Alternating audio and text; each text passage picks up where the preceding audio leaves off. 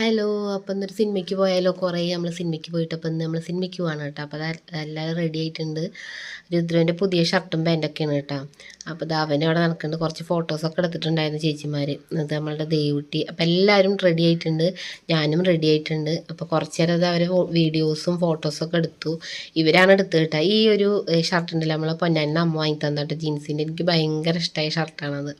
അപ്പോൾ ഇപ്പോഴാണ് കേട്ടോ ഇടണത് അത്. ഇപ്പം ഞാൻ എന്താ കുറച്ച് സ്നാക്സ് കൈ പിടിക്കുക. നമ്മൾ സിനിമയ്ക്കല്ലേ പോണത്, അപ്പോൾ അത്യാവശ്യമാണിത്. പിന്നെ പിള്ളേർക്ക് കൂടുതൽ ഇഷ്ടമുള്ളതാണ് കേട്ടോ ഈ ഒരു സംഭവം. രുദ്രുവിൻ്റെ ഫേവറേറ്റാണ്. രുദ്രുവിൻ്റെ ഇച്ചുട്ടൻ്റെയും ഫേവറേറ്റാണ്.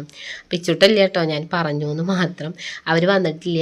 അവർ അമ്മമ്മക്ക് ഭേദമായി നല്ല മാറിയിട്ടേ വരുള്ളൂ.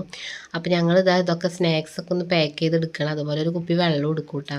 പിന്നെ ഞാൻ എപ്പോഴും സിനിമയ്ക്ക് പോകുമ്പോൾ ഈ ഒരു ചുരിദാറാണ് ഇടാറ്. കാരണം ഇതാണ് ഫീഡ് ചെയ്യാൻ എനിക്ക് സുഖമായിട്ട് തോന്നിയിട്ടുള്ളത്. പിന്നെ എൻ്റെ 2 ഫീഡിൻ്റെ ഒപ്പമാണ് റെഡി ആക്കിയിട്ടില്ല, മീഷോന്ന് എടുത്തിട്ടുണ്ടായിരുന്നത്. അപ്പോൾ അത് റെഡി ആക്കിയിട്ട് ഇനി അടുത്ത സിനിമയ്ക്ക് പോകുമ്പോൾ നമുക്ക്.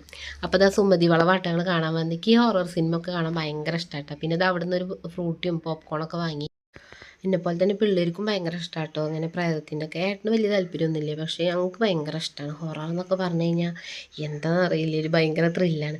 അപ്പോൾ കുറച്ചൊക്കെ പേടിക്കാനുണ്ടായിരുന്നു. പിന്നെ നല്ല കോമഡി ഉണ്ടായിരുന്നു. നല്ല രസമാണ് കേട്ടോ. എനിക്കിഷ്ടമായി ഈ സിനിമ. ഈ മക്കൾക്കും അത് നല്ല ഇഷ്ടമായി.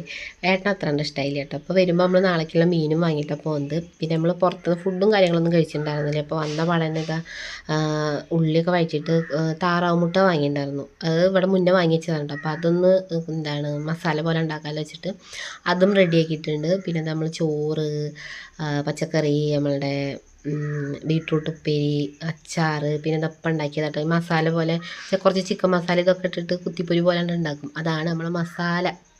അപ്പോൾ അതൊക്കെ കഴിച്ച് നമ്മളത് പായിട്ട് എടുക്കാൻ പോകണം. അപ്പോൾ ഇത്രയുള്ള വീഡിയോ ഇഷ്ടമായി ലൈക്ക് ചെയ്യാനും കമൻറ്റ് ചെയ്യാനും മറക്കരുത് കേട്ടോ. അപ്പോൾ അടുത്ത വീഡിയോ ആയിട്ട് വരുന്നവരെല്ലാവർക്കും ബായ്.